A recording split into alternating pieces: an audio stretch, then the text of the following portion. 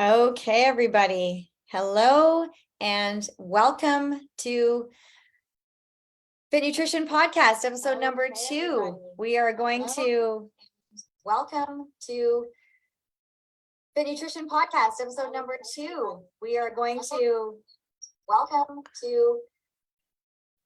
Oh my goodness.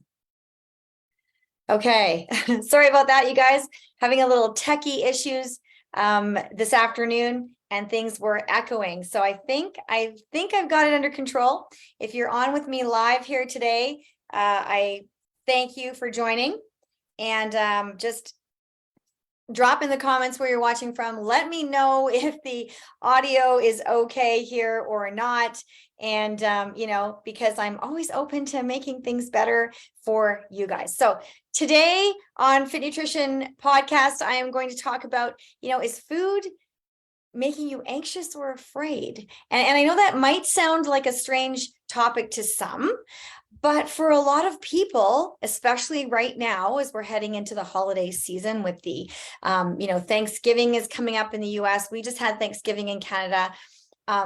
Christmas, all the parties coming and all the celebrations that are going to be happening, regardless of how you celebrate the holidays, there's always food involved, right? And for a lot of people, that gives them this feeling of angst and stress and just kind of makes them cringe, and they get that feeling in the pit of their stomach. And I decided to touch on this topic today and dive in here because of a conversation that I was having with somebody the other day. So we were talking and I won't name names because I didn't ask the person if I could speak about them in particular. But what we were talking about is she was saying, we were talking about different foods that she was buying, how to balance her PFCs and all of that. And she said, I bought some grapes and some bananas today. And I said, oh, that's great. And I said, good to have your favorites. I said, did you, and just the way she said it, I was like, well, is that something new? You don't usually like them, or what's the deal? And she said, no, I love them. I just was afraid to buy them before. I just was afraid to eat them. I couldn't, she'd been on so many diets, and she was always told that, oh, these fruits have too much sugar. Oh, this one's too high in carbs. Oh, you should never have this. Don't eat that in the evening or the afternoon. All of these things. And so she was petrified and afraid to buy her favorite fruits at the grocery store, which I thought was very sad. So I was super happy that she, felt confident now in knowing how to balance her PFCs, that she felt that she could step out and buy those things that she hadn't touched for years, and when I think about that, carbs are our energy, not our enemy. And your fruits and vegetables are your high nutrient dense carbs. And just, yes, they will spike your blood sugar if you're eating them by themselves, just like it will if you're eating a piece of bread by itself, or if you're having, popcorn by itself or something like that. That's why we have our PFC every 3, our PFCs together to stabilize the blood sugar, right? So it's not about if food is bad or if it's good. There are foods that have a higher nutrient content for sure. And we should absolutely looking at incorporating more of those into our diet, into our lifestyle, onto our plate every day, and eating the colors of the rainbow, like I'm sure you've heard before, right? Because our deeply rich colored fruits and vegetables are where we get our most vitamins, minerals, and phytonutrients that, fuel our body at a cellular level. But does that mean we can never have the other things? Absolutely not. But coming back to the fruits and vegetables, especially fruits here, because I've talked with many people who are, we'll meet, we'll have a conversation, they'll kind of learn a little bit about PFC, and then they'll say, well, so which fruits can I eat? And I'm like, what do you mean? Well, okay, which fruits are we taking out? And I get to say none. You get to have all of them, and they're like, well, aren't bananas super high in carbs, or aren't they super high in sugar? And I said, well, yes, but anything's going to spike your blood sugar if you're just eating it by itself in that one component, right? We need to put combinations of things together to create that balance, right? And so when we do that, good things happen. And so I'm just going to share a little slide here today. I've got a couple that I wanted to to bring up and share with you. And for some of you, this may be review, and for others of you, it might be like aha moment. So let me know if this is an aha moment for you or if it's kind of a review. So hopefully you can see this here where it says proteins, fats, carbs, and free foods. Okay, so I'm just going to scroll up a little bit. And there at the very top is the portion size, not having to ever weigh or measure or, count in any way, shape, form, or fashion, except for how it looks in your hand. And this is great because you have this with you all the time. So when we're looking at this, I have etc. on my list here because there's not anything that we're going to remove. I'm not going to tell you, no, you can't eat that. As we're getting started on your PFC journey, we choose to remove inflammatory foods. We choose to remove things that are harder to digest for a short period of time, for just a moment in time, a little window to get our body able to flush out the toxins, get rid of that inflammation and bloat so that we can start from a place of health and build on there. And then we bring those back. And that's not ever to say that we're removing those forever. And if somebody happens to have one of those in between, is it the end of the world? No, right? It's just because it's real food. And so, because if you're seeing here where it says avoid calorie dense vegetables, thinking about when you're getting started only, so it makes it easier for your body to digest only, because thinking about it, if you're coming from a place where it's not a healthy place and your body is full of toxins, full of inflammation, you're carrying a lot of bloat and waste in your body, we want to make it as easy as possible for your body to flush out all of those things so that we can start building and putting those nutrient dense foods back in so your body can actually use them. Okay, so I hope that makes sense. If that makes sense, drop a 1 in the comments below, say makes sense. All right, so when we talk about fruits, and I'm touching on fruits a lot, especially here, because vegetables, most of them are very low glycemic index, which means that you will get a tiny bit of a carbohydrate spike, but you're not going to get this big violent peak. Like if you were to track it on a little machine or something, you wouldn't get this big blip. You would just get kind of a little roundy bit, which is because there's a lot of fiber in vegetables, and fiber helps to temper that and helps keep us in line.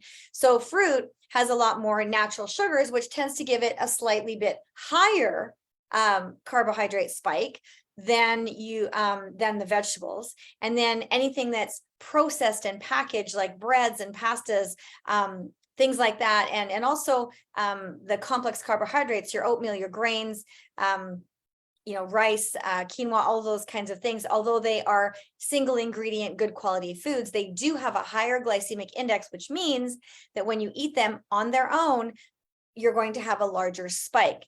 Every time we spike, we store fat, right? We don't want to do that. We want to keep it in the middle fat burning zone. And kind of humming along like this. I like to say we're our body is our vehicle that drives us through life, and so we're on cruise control. So we want to stay on cruise control. So if you're taking a look at this here, you want to pair those fruits, pair your pear with a fat and a protein. And when we do that, you are going to keep your body right into that fat burning zone. So whatever fruit you choose or whatever vegetable you choose, whatever fat you choose, whatever protein you choose, it doesn't matter. You're going to pick one, and then fill up your plate with the rest of the free foods if you so choose. But you're needing to have one of each, a protein, a fat, and a carb together to create that balance that will put your body into that fat burning zone that keeps you, on cruise control. Your body is your vehicle that drives you through life. You want to keep it there in that middle zone. So when I'm talking middle zone, just let me find this for you here. I've got another little visual that I can share with you. Hang on one second. Here we go. All right, here we go. So here is our blood sugar chart. When I was talking about that middle zone, you do not have to know those numbers on the left-hand side at all. If you are a diabetic or have worked with diabetes patients or people in your family, you would probably know those numbers, but you don't need to in order to just keep your blood sugar stable. And so when we're putting those three things together, like we looked at the food chart, the protein, the fat, and the carb together, and we're eating them in the right portions and in the right frequencies throughout the day consistently, right? Every 3 to 4 hours. That's why we say PFC every 3, right? Then your body will stay in this nice middle zone here, right between those lines naturally. So, a lot of people have asked me, well, how do I measure that? How can I track that? Well, if you were to get a glucose monitor and put it on you, you would be able to see all through the day, your blood sugar would be staying within that range if you're fueling your body correctly with your PFCs every 3. Do you need to measure it every day? No. I mean, if you were a diabetic, you would be measuring that every day anyway, as per your doctor's orders, but just regular everyday people who don't have diabetes, you don't really have to track that. You can, if you want, just to see where you were and where you're bringing yourself down to, but you will know when you start having things like more energy, when you're getting rid of the bloat, when you don't feel as fluffy and bulky, when you have clearer thoughts, when you can focus and attend better, when you have better sleep, when you start feeling more energetic longer during the day. So all of those kinds of things. Maybe you have, sometimes people have skin conditions that they start to see fade away because the body's getting rid of the toxins. We're staying in balance. Autoimmune challenges, which is a lot to do with skin, really start to come down. Blood pressure comes down, cholesterol comes down, A1C comes down. That will be measured if you're a diabetic. All of these things happen, and then your body releases the stored fat. You start to lose the weight. So you may just start to lose inches at first. You may lose both, but you'll be able to tell by the way you feel in your clothes. They'll feel less restrictive. You'll just feel more energetic, and you'll feel lighter, is what most people tell me, when you're balancing your blood sugar. And that's how you'll know you are in that zone. You'll also know when you're in that zone is a lot of people who don't eat. I'm going to come out of here for a second here. So a lot of people that don't eat regularly, they don't balance their blood sugar, they don't eat in regular increments throughout the day, they are random, they maybe skip breakfast, they might have lunch, or they might eat breakfast and skip lunch and go all the way to dinner. Sometimes they're only eating, once, twice a day. Those people are putting their body in dysregulation. So the body doesn't trust them to fuel it correctly, to fuel it continuously. So every little bit that it gets, it stores it as fat, because it's like a squirrel saving up for winter. It's like, I need this. I don't know when I'm getting it again. I must grab it and save it immediately right now so that I have it for later, right? Storing it up for winter.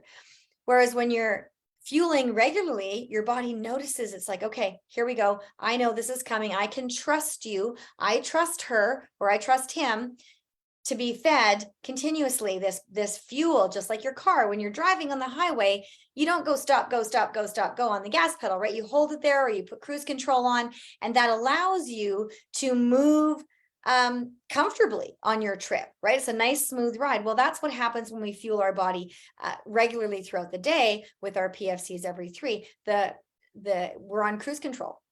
And that means our metabolism is turned on, and then it stays on, and it starts to release that stored fat. And when it does, you will start to feel hungry.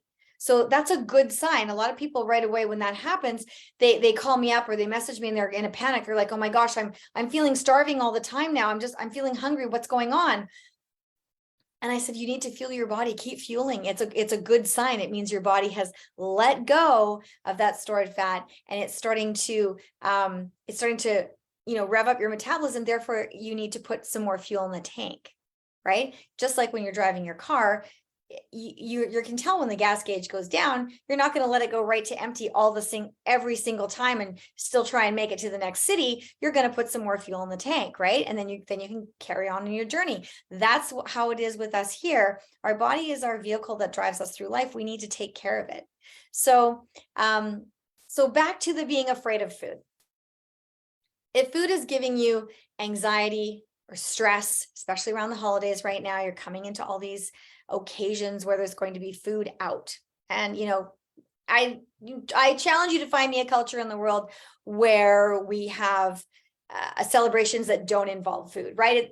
Even the poorest countries in the world have something, a food that they bring out when there's a celebration. So we need to know how to do that and avoid the angst. So if you take a look at that food chart that I showed you earlier, your PFCs every 3, and think about that as you're heading out into these into these occasions, into these parties, Christmas parties and office parties and Christmas dinners, Thanksgiving dinners before that. And think about, okay, take a look at those lists and go, what is a protein? What is a carb? What is a fat? All right, I just need one of each. I'm going to put them together wherever I go. And I'm going to just do the best that I can.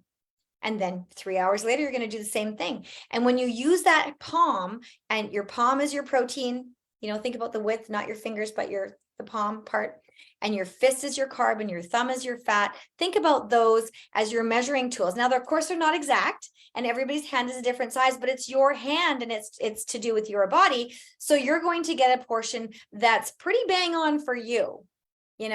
And so if you use that as your portion guide, fill your plate with free stuff, then you are going to have what you need to fuel you. And then if you love what you ate, have it again 3 hours later. It's okay. Rather than, heaping up your plate, your body can only metabolize so much food. So rather than being afraid of going to these things, look forward to them.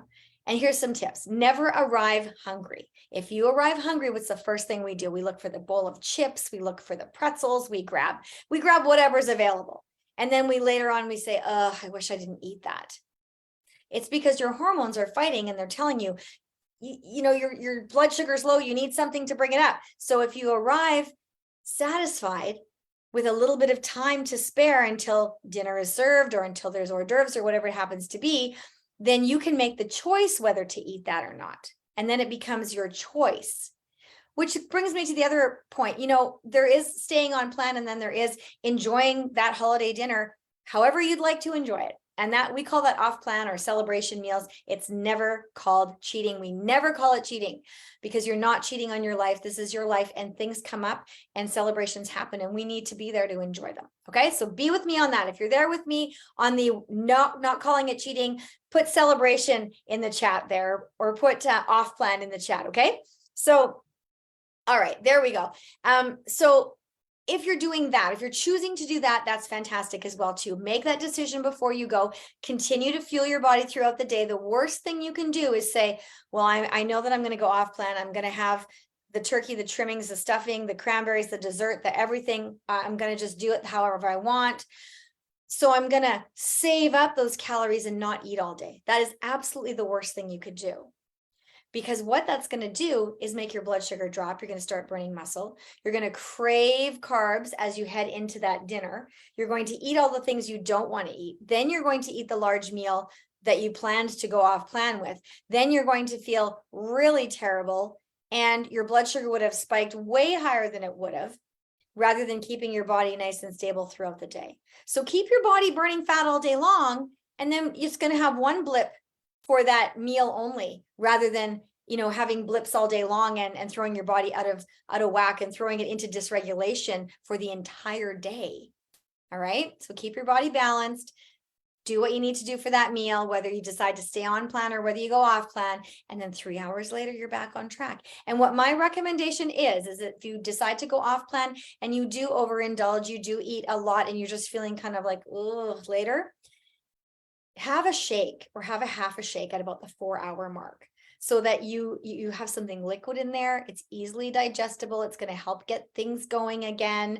And you're just going to feel that much better, as opposed to trying to eat solid food or not eating at all, again, causing your body to go into dysregulation, causing burning muscle and storing fat, when there's no need to do that. Okay, that way you're going to wake up in the morning feeling that much better.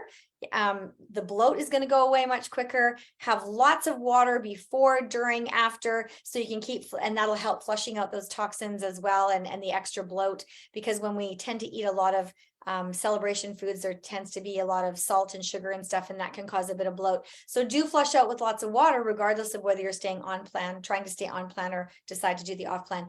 And so that should help you through the holiday season. So it's a whole mindset shift that we want to not think that food is something that we should be afraid of. It's something that we need to embrace as something that is sustaining our lives. Food is fuel, right? Food is fuel, and we need to put it in our body with the mindset that I am fueling my body. I am giving my body what it needs, and my body needs proteins, fats, and yes, carbs. All three of those things. together regularly, all the time, 24/7, 365, all the time, you need to do that so to keep your body on track, and you will feel amazing, and you won't have to fear food anymore. It shouldn't give you angst, and it shouldn't make you afraid to go out and celebrate with your friends, to have dinner with your family, to enjoy the holidays and celebrate, and indulge in a few of your, your favorites. And the last little tip I'm going to give you here on that is to be choosy. When you're deciding to indulge in a treat, something that you wouldn't normally eat on a daily basis, Christmas cookies and all that kind of stuff that's coming up, do be choosy. And I'll be touching on this again as we get closer to Christmas, but do be choosy. Pick those things that you absolutely love and look forward to every year, or something that you've totally wanted to try for a long time and never had the opportunity to. The studies show that we are satisfied with a smaller portion. We savor it, we enjoy it, and we do it guilt-free. Because you've made that choice to have this thing, and you've looked forward to it, or you see it there, and you just choose it, and it's something that you really love, as opposed to just going, oh yeah, I'll just I'll try this and this because there's stuff there. That will make you feel guilty and not happy with yourself later on. Whereas being intentional about what you're choosing and being choosy about what you're choosing goes a long way to making you feel satisfied, enjoying the meal, and with no guilt. Okay, so no guilt, no angst, no fear around food, especially around the holidays and with your celebrations with your family. So I hope that helped you. If that helped you today, please let me know in the chats, and let me know what your favorite holiday food is, and what you're going to do this holiday, whether it's Thanksgiving or Christmas, if you're going to go off plan, on plan, and how you want to do it. I'd love to hear how people like to do all this, and you've figured that out in how it's going to work for your lifestyle, because we're all different, but we love the tips in the chat here so that everybody can benefit from that. So thanks so much for joining me here on Fit Nutrition Podcast. Join me again next week, same time, same station, Wednesdays at 1:30 is where I'm going to be doing podcasts every week, touching on those topics that mean the most to us. Hopefully I'll be on time next week with no technical issues, but thank you so much for your patience. I do appreciate it. And have a wonderful, awesome Wednesday, everybody. See you next week.